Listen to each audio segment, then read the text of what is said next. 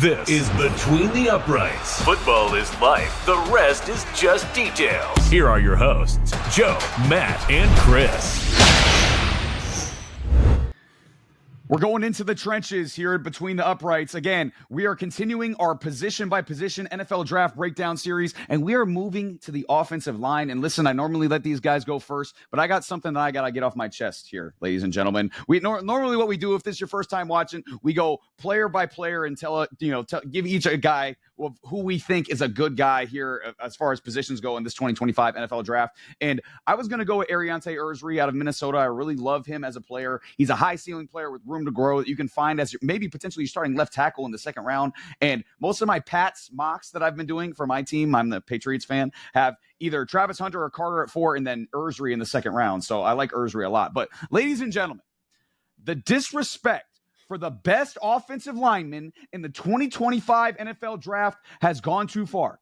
Will Campbell is the best left tackle in this draft. Will Campbell is the best offensive lineman in this draft. And Will Campbell is one of the 5 best players in this draft and should get drafted in the top 10 of the NFL draft. Why?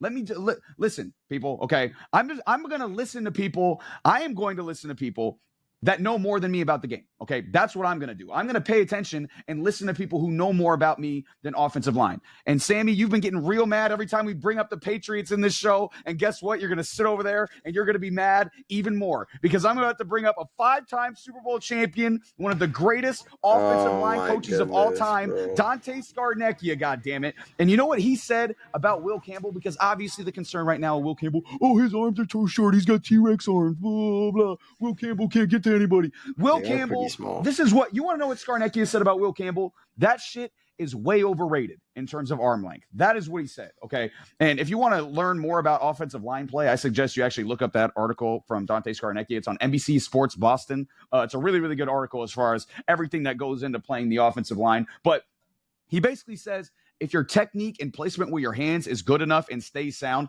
there's no problem. Because again, there's no problem with your arm length because your hands are in the right spot and you make the right plays with your hands. But if your technique becomes unsound, that's when the problems occur. So again, if you look at Will Campbell, and I'll get to where his technique's at. He's at an absolutely different level as far as where his technique is. He's obviously the best left tackle in this draft. Scarnecchia said that arm length is a factor, but it's not the one thing you should be evaluated on. You know what you should do? Watch the tape. Watch the goddamn tape. Is it a concern on tape? Is he getting cooked on tape? Is Will Campbell's arm length a concern on tape? I don't know about you guys, but this dude just spent the last 3 years locking up pass rushers in the best conference in college football, allowing 2 sacks in the last 2 years at LSU. 1 sack per year the last 2 years. And again, you watch his technique, he stays so sound all the time that now just because we have this predetermined mark of, you got to have a 34-inch arms, blah, blah, blah, that now he can't guard pass rushers because his arms are a little bit shorter than that. That is the worst take I've ever seen. You guys want some evidence of guys having shorter than 34-inch arms and having success at tackle in the NFL? Nobody's ever done it before, right? Wrong, actually. Penei Sewell has 33 and 1/4-inch arms, one of the best tackles in the NFL. Rashawn Slater got 33-inch arms, 2 Pro Bowls and an All-Pro. Joe Staley has 33.5-inch arms and was great for San Francisco for a long time. Talise Fuaga, who was picked 14th overall last year by the Saints, he has 33.1-inch arms. He played over 1,000 snaps at left tackle for the Saints last year and had a solid rookie year. There's 6 starting tackles in the NFL that have sub 33-inch arms last year, okay? One ranked 8th among 141 graded tackles per PFF last year. That's Ryman from the Colts, okay? One ranked 18th. That's Aldrick Jackson from the Los Angeles Rams. One ranked 29th, Caleb McGarry from the Falcons. One ranked 30th, Luke Gedeke from the Bucks. One ranked 35th, Kendall Lamb from the Dolphins. And then one ranked 49th, Braden Smith from the Colts. And he had a down year last year after being awesome for the last 7 years. So all 6 of those are top third of the league among tackles last year per PFF. So all of them have been super effective in the NFL despite having arms shorter than 33 inches as well. Also, guys with sub 34-inch arms include Taylor Lewan, Ryan Ramczyk, and Joe freaking Thomas, people. Joe Thomas had shorter than 34-inch arms, and that dude's in the Hall of Fame. So what are we doing? Why are we trashing a first-team All-American, two-time first-team All-SEC, 3-year starter that allowed 2 sacks in 2 seasons. He dominates in the pass game. He dominates in the run game. He has a nasty mentality. His teammates absolutely love him. He's an absolutely master technician in the pass game. And by the way, he ran a 4.98 40 at 6'6", 320 pounds, 32-inch vert, 9.5 broad jump, a relative athletic score of 9.88 out of 10. He is a top 1% athlete at the tackle position, people. So I don't care if his inches are 32 and 5/8 inches or 33 inches or 3.3 inches. I don't care how big his arms are, okay? The guy is the best lineman in the draft, the best left tackle in the draft, and if he slides, teams will be making a huge mistake, and I dare any of you to convince me otherwise. How about that? Yeah, I did want to mention this. Some scouts in the NFL, and even in these media circuits, think they know way too much, and I think we've given them way too much power. Yappers. And this is kind of the problem with media in general, is that because sometimes watching ball can contribute to knowledge, but playing ball, there is a different kind of knowledge that comes with it. And I saw a video recently that talked about the eyes and how an athlete's eyes are so important. The most important thing. The most important thing. Thank you, Matt. And that's why, in my opinion, it's very, very odd for me to sit here and act like I will sit here and tell you what I think. I will never tell you that I know that I know. And if I tell you that I know, it's typically a hot take. All right? It typically is. With that being said, no one here has been at the NFL level. So what we can do is give an educated. All right, man. What we can do is give an educated. Warming up at 35. Yeah, absolutely, Joe. Not you with your broken shoulder. Yeah, I'm having sitting ass. here in You a better fucking sit your arm ass down sling. over there. Let me walk on. Let me walk on to the University of Florida. I got a chance, guys, for Florida sure. Atlantic. My goodness. But as I was saying, like we have not been at that level, so we don't have those kinds of eyes. And clearly, Will Campbell, who was by far now, in fairness, this tackle class isn't that great. But with that being said, Will Campbell stands out amongst all of them. There are a lot of tackles in this draft who have way bigger than 34-inch arms that are not even close to the prospect that Will Campbell is. So the guy that I'm going to talk about, Ersery, he's not the prospect that Will Campbell is. He just isn't. He just is not. It's not even close. So what we're not going to do is, and this is the last thing I'll say, man. What we're not going to do is act like a stat on a paper is going to determine what's going to happen on the field.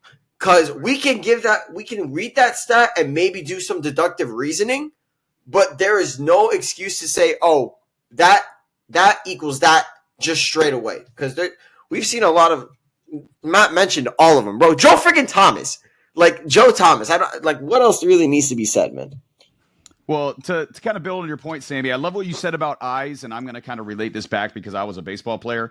The thing that I teach kids the most is like what you do with your eyes, what you do with your body that affects your eyes is the most important thing, right? How you see a baseball as far as a hitter goes is the most important thing, right? And another thing that I'll relate it back to as far as what you were talking about is in baseball, there's these things called 5 o'clock hitters. We call them 5 o'clock hitters, right? Where you hit before the game, right? You hit in batting practice. Bombs, launching massive home runs all the time, right? But they get to the game, it's 0 for 4 Ks. Why is that? Because it's more than just what their exit velo is. It's more than just what their in NFL, what their 40 time is. Can you play the freaking sport? Are you good at football? Are you good at baseball? Are you good at basketball? Will Campbell is one of the best football players in the freaking draft. Let's stop over analyzing how long his freaking arms are and see if he can actually play the game of football. Like I get so frustrated with all these measurement things, and I have an appreciation for the measurements. Obviously, the measurements have some sort of value, but again, if we're over relying on them and saying that Will Campbell's not a freaking top 10 pick because his arms are 3/8 of an inch too short, I think we've lost the entire plot of what we're doing here as far as NFL draft and NFL draft evaluation goes. I'm glad he said something too. I'm glad he said something too, because he could not been like top for like the last 2 years. You've heard about him since he got into the league, since he got into the college football. And all of a sudden, his arms are short, and now it's a whole different conversation. When before the college even started this year, before the thing even started, that's who everybody was looking at. Everybody had him going top 5, and all of a sudden his hands are small, so it's like, oh no, he can't go that high because he's gonna be a guard, and you don't want to take a guard that high. Like, it's wild. It's crazy. Yeah. And even worst case scenario too, say you do have to kick him inside a guard because for some reason his arms are too short, right? You got one of the best guards in football. Like good like that's not a bad problem to have. But sorry, I had to go on a quick little rant there about. No, I don't mind it at all, man. I don't mind that at all. I had to get that off my chest. It was really weighing me down. But I'm going to kick it over to Joe because Joe has been suspiciously silent over there. Joe, first of all, if you want to give us your thoughts on that Will Campbell discussion, feel free. And second of all, give us your player that you were thinking about here as far as offensive lineman in the 2025 draft. First off, you guys hit it on the nail on the head. All right. Like, tape and ability outdoes measurements all day. All right. We've seen multiple people be too small to be a proficient edge rusher in the NFL, have 19 and a half sack seasons. All right. Like we've seen guys that were too small or didn't have big enough hands and short arms to be slot wide receivers pop off. Hello, Wes Welker. The guy looked like, it just nothing to him. Guy, 125 receptions in the season, right? Measurements don't mean shit. All right. We've seen, and to your point, the wide receiver video we talked about how the fastest guys in the 40 have generated a grand total of almost nothing. And that's one of the most talked about metrics we talk about from a combine perspective in football. And it means nothing, absolutely nothing to the grand scheme of what a player can do. And it's honestly the only reason we hype it up is because it's impressive to watch these guys run, right? Only reason we hype it up. Will Campbell is a top 10 pick.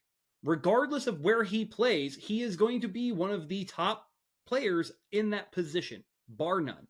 However, he is not the best tackle in this draft. The best tackle in this draft, if he played left tackle, would be Armand Membou out of Memphis. Armand Membou out of Memphis didn't allow a single sack or a single pressure playing right tackle exclusively for Memphis. The guy is a powerhouse. He is absolutely the number one most athletic tackle in this draft. How do I know that? Oh, I don't know. NFL did their combine rating on him, and you know what he scored out on his athleticism rating? Number 1. He was second in bench press reps. He was number 1 in the 40, which we just talked about not meaning much, but for a big man, being fast as shit is a pretty good thing, all right? And he was top 5 and just about top 3 or 4, actually, in just about every other single combine test he ran. Armand Membou is 21 years old. He's 6'3", he's 314.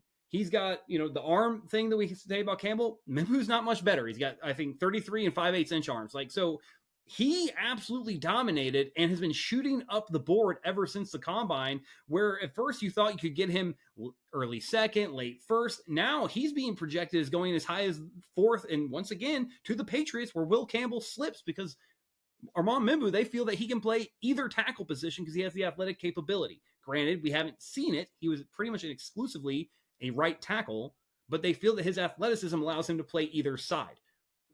That remains to be seen, but at the end of the day, that is who they now have in some mock drafts from these experts that we were just criticizing going ahead of Will Campbell because of Will Campbell's the indecision on where teams view him, right? And whether or not it's right or correct, it doesn't change the fact that regardless, whoever gets either Will Campbell or Armand Membou, they're getting the 2 best offensive linemen in the draft. And there's people out there saying that Josh Simmons, if he hadn't got hurt, would be in that conversation. I don't know that. All right. I don't know if that's true. And I know that Kelvin Banks is there where they're saying, well, he was the best tackle and the best offensive line. Why aren't we talking about Kelvin Banks? Armand Membou doesn't get mentioned because he's a right tackle. All right. That's where he played. If he had been a left tackle, we would all be talking about how all these tackles compare to him. And I believe that wholeheartedly. Unfortunately, the right tackle position right now is not as valued because unless you have a left-handed quarterback, as Sammy likes to say to his tribal chief, Tua Tagovailoa, which I don't know, don't the Dolphins need a right tackle, Sammy? You know what? I changed my mind. Joe, you're absolutely right. Maybe Armand Membou is. Fake ass, Sammy. I knew I'd get him. I knew I'd get him on my side. But no, I really like Armand Membou. I think that, regardless, though, from either of these perspectives, when we talk about arm length, it's bullshit. If Dante Scarnecchia is going to come out and tell me it's bullshit, I'm going to believe and it's not just because I'm wearing a Patriots shirt. You're talking about people really recognize this guy as one of the greatest offensive line coaches of all time. Cap. Cap? Who's capping? No cap at all. What? I'm not talking. You're saying it's not because I'm wearing a Patriots jersey. It's not exclusively. I believe it's Cap. Okay, Okay, let's kick it to Sammy. Which University of Miami offensive lineman are you going to pick here since we're so Patriots biased, Sammy? Good Lord. You go. Talk about your University of Miami offensive lineman. Man, Laramie Tunsil is a fantastic offensive lineman that got us so much. And nah. We're not gonna go down this rabbit hole because it's a rabbit hole that I don't want to go down. And I pick my battles. I do not just dive into them nose first. I will say that you guys made some fantastic points. Joe, the one thing that is weird about your take about Membou is that, like, you're saying if he was a left tackle, I think he can. then he would. And it's like, yeah. And if the Dolphins had Calvin Johnson, maybe, and then you can make a hypothetical there.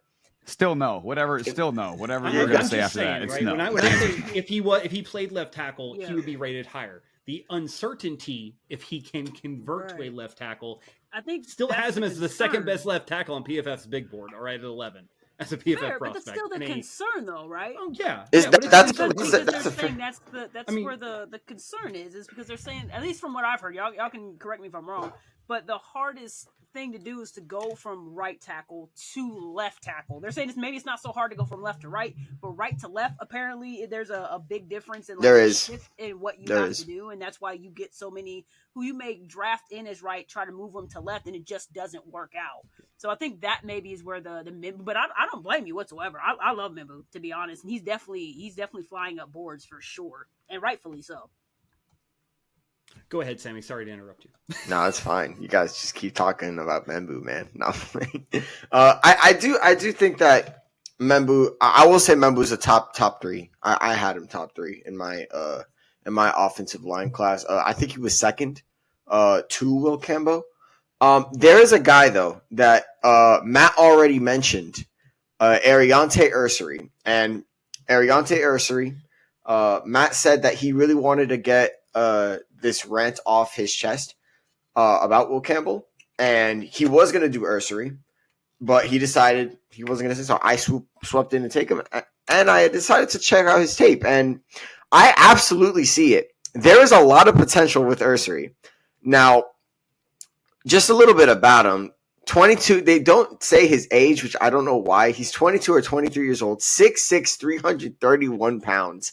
He was the Big Ten Offensive Lineman of the Year and first team All Big Ten in 2024 and second team All Big Ten in 2023. And it was a third team All American in the year 2024. One thing about Ersery, I would say he might be the best finisher he might be one of the best finishers on a run block in the entire class. I think he finishes better than almost everybody, not quite everybody. And that, to me, makes him already super valuable for any team that wants to run the football very well. I think a guy like Ersery is going to completely fit right in. I think a guy like Kyle Shanahan might want to pick him up. Somebody who's very run-centric in the offense, maybe a Mike McDaniel wants to pick him up. Somebody in the Shanahan tree in particular who like to run the football at a consistent rate. He can move very well for his size. And one thing about his pass protection, when he gets a hold of you, it is over. You're not moving. He's a brick wall. He's an absolute phenomenal brick wall. And honestly, when I was watching his tape, I was very impressed. And there was something I'm like, why is he not talked about in the top three? Why is he not there? And then I found out why. And it's because he struggles with free rushers. And in a league that blitzes a lot, there's a lot of great pass rushers in the NFL, but there are a lot of teams that really like to blitz to compensate for their either mediocre or bad pass rushers that they have. And he struggled mightily at Minnesota. And that is something that's a big concern. And now, Chris, you mentioned in another episode that coaching can help that. Coaching can help that. And it 1000% can. But he struggled so mightily that it's going to take a bit for me to be convinced that he can 1000% get better at it at a quick rate. Because these tackles in my opinion, like, a great tackle in the NFL will last at the very bare minimum like 9 to 10 years. A great tackle. A little bit less than that. Average, even less than that. Another thing about Ersery that I want to say also, he gets beat by quick pass rushers. So if there's a pass rusher with speed, which we have a lot of them in the NFL, it's a problem. But if it's a bull rush, no problem at all. So Ersery might actually be a good scheme tackle, or maybe even a swing, not a swing tackle, but a scheme tackle. Maybe you have him in certain situations, right, where you really need to protect the quarterback. But the glaring issue with him that can be fixed, but is going to be a bit of an uphill battle to do so, is his free rushes and his pass rushes against quick pass rushers in general. And again, in a league that blitzes a lot, in a league that has very explosive pass rushers, it's gonna be very difficult for him. And honestly, other than that, however, and this is kind of where I understood where Matt was coming from and why he wanted to cover him. There's potential with his pass protection. There's a mixed bag with his pass protection, but there's some potential. And if you unlock that potential, he can be a starter for a very long time in this league. But right now, I see why you prefer guys like maybe even a Josh Conerly, maybe even definitely guys like Will Campbell or Membou, and you mentioned Josh Simmons as well. That's why he's not held in that high regard. But I still think that any team in day 2 in particular, not day 2, day 3 in the earlier day, I think he can go. He can definitely go. They can take a swing at him and coach him up to be a solid tackle in the league. Yeah, I liked him a whole hell of a lot. I don't know if you guys follow Jared Valdir, former NFL offensive lineman, on Instagram. He does a really great job of breaking down. He does a really good job of like performance training tips and stuff like that, and then also breaking down offensive linemen. And he did a really nice breakdown of Membou. And Membou's also he has only played football since his junior year of high school. He was playing basketball until then, so he's only played football for like the last 6 years. So he's still very, very fresh, which leads you to believe he's got a hell of a lot of potential, especially with his frame. You give him a good coach, and by the way. We're not going to like this, anybody on this show, but he's from Kansas City, by the way. So, and you know what the Chiefs need? They need a tackle really, really bad, especially a left tackle. So we might see. Yeah, he was playing basketball before. So yeah, I would not want to face him in the post. That is a dunk or a broken jaw waiting to happen if you're guarding him. I quit. Yeah, for real. But yeah, there's a lot of things that I like about Ersery, and I think, like you mentioned, Sammy, I think he's going to go day 2. I think someone might take a chance on him in the second round just because of the upside that he has, especially with that frame. And like I said, he's got a whole hell of a lot of potential athletically. So, but I'm going to kick it to Chris. Who do you like as far as this offensive line 2025 class for this NFL draft? To be honest, I think I've heard a couple takes the last several weeks, and specifically the last probably a few minutes that we've been talking about it.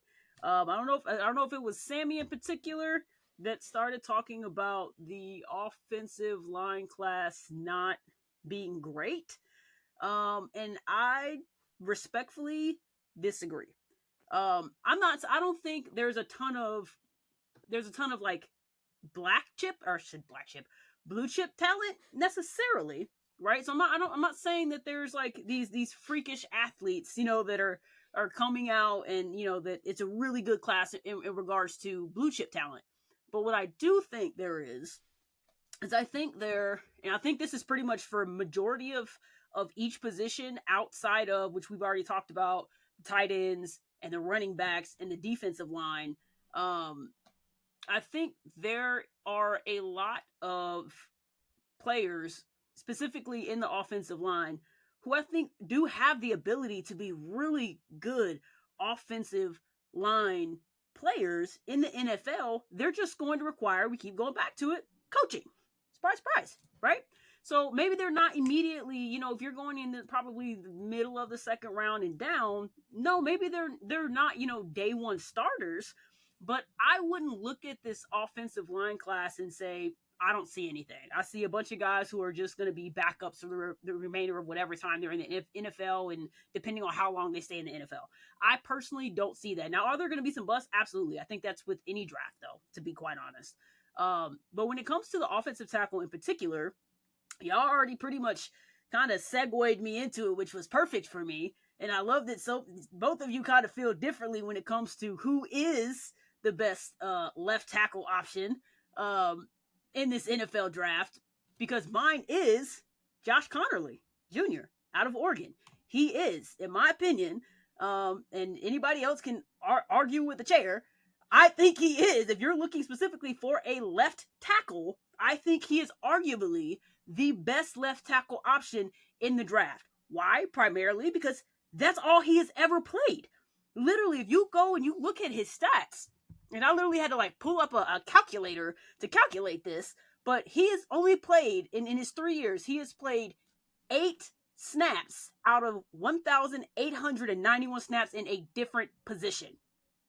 If that tells you anything. So majority of his time has been spent in left tackle, and he is really good at it. Okay? So he's 6'5", which maybe isn't desirable. They said he's in the 35% percentile when it comes to, his height. He's 311 pounds. So yes, he's going to have to add some weight, probably more than likely, especially going into the NFL. He had a 5'5", or a 5'05", I guess you should say, in the combine. He had a 1.71 in the 10-yard, which was 86% of the centile. By the way, his 40 was 87% percentile. And then his vertical jump was 34.5, which is not literally 98% percentile. So he was basically one of the top 5 guys in that combine, offensive wise, to jump that high, which to me, to be that big of a dude. And if you watch him on tape, which I watched a lot of his tape the last couple of days, if you watch how quick and how just manipulative this guy is, it is ridiculous for him to be that big. And I can see, that's why I was asking you about the guy that is playing, that was playing anyway, not in the NBA, but was playing basketball, right? Because these dudes are huge, and the fact that they can even play basketball to me is scary. And I could definitely see him. He probably was at some point. He probably did play basketball, because this dude is huge, but he is so fast that he can jump extremely high to be that big. So when you look at him, in 2024, he was a first team all Big Ten. He was a 34-team All Pro, All American. All you have to do is watch his tape, to be quite honestly. You watch his combine, and dude is an absolute stud. PFF has him the 6th best offensive tackle in the draft.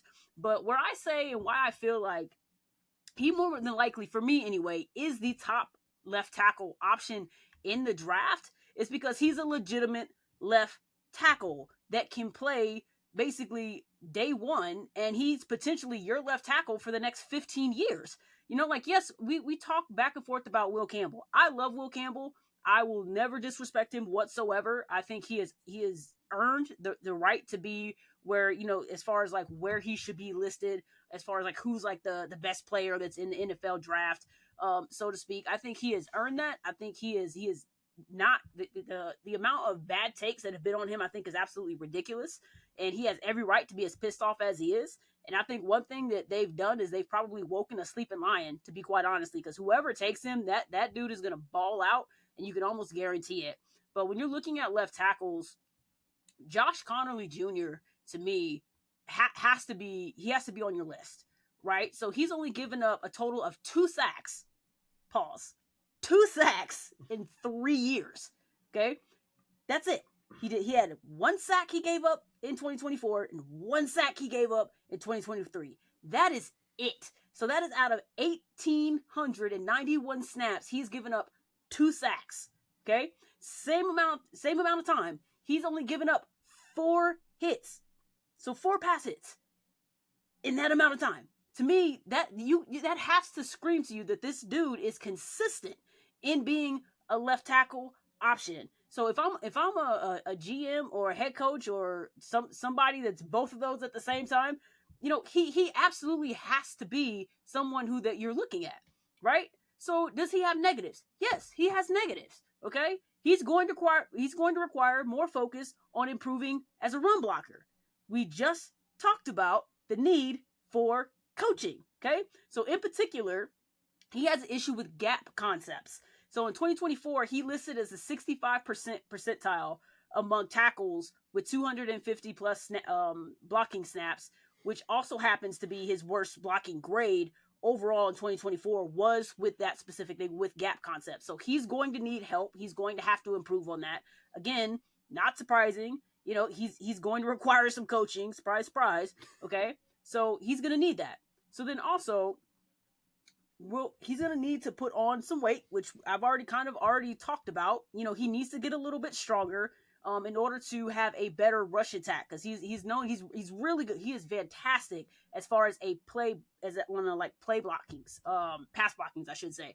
But rushing attacks, he tends to struggle with a little bit. So I think if he boosts up, if you have the right trainer, right, you boost up your size, I think that's really going to help him a lot with that.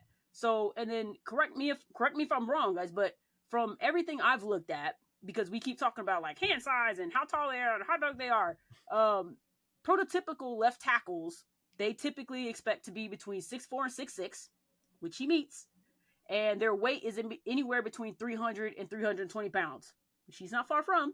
Okay, so it shouldn't be that hard to get him to bulk up, to be quite honest. And then he needs to work on refining his hand placement, which again, I can't keep saying this, but coming into the NFL, you're going to need coaching. So that can't be something that's hard. If you're in the right system, being able to better, your hand movement and your hand placement and, where you need to be and how to maneuver your body based on like the scheme set or whatever that may be. That to me is more of a coaching thing, not necessarily something that I would look at, what a scout says and be like, nah, I don't want that guy because he needs to refine his skill set. Yes, every player in the NFL or every player that's coming into the NFL are going to need to refine their sets, period. Like if you go and look at all the Instagrams you see from all of these NFL players, what do you see majority of them doing? At least ones who want to be good.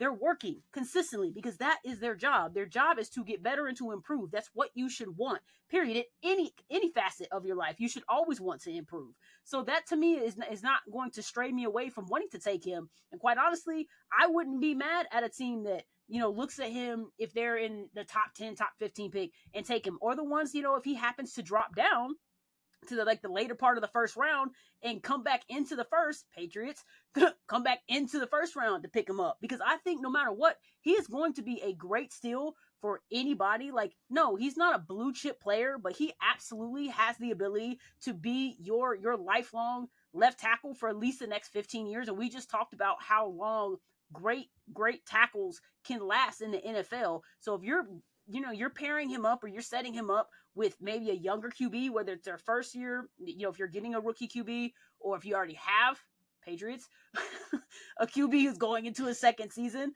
right? That's who you're pairing them up. You expect to see them together for the next at least 10 plus years. And you have that piece already set up as long as you're coaching him correctly. And that's why it goes a lot back to coaching and having a good coaching staff and making sure that you're developing them properly. I think that Josh Conerly Jr. has the ability to be one, if not one of the best left tackles in the NFL when it's all said and done. And just so we're clear, the Patriots are drafting Josh Conerly Jr., right? That's what we got out of that. I just want to be clear on that way. She said it like 3 or 4 times. Yeah, I feel like we're manifesting something, Chris. Manifesting? I'm trying. We'll see how it works out, but I'm trying. Bring back Scarnecchia too. Oh my goodness, this is unbelievable. There's manifesting some arrays that he's coming in, but he won't come out loud and say that he's dropping. And I'm really happy that all 4 of us are Patriots fans on this show too. It makes me super happy that all 4 of us can agree on all of these things that we want the Patriots to do on this show, because That's what we are. We're all Patriots fans here between the uprights. But listen, this is going to be a great offensive line class here for 2025, and we cannot wait to see which offensive linemen get drafted. This has been Between the Uprights. Football is life. The rest is just details.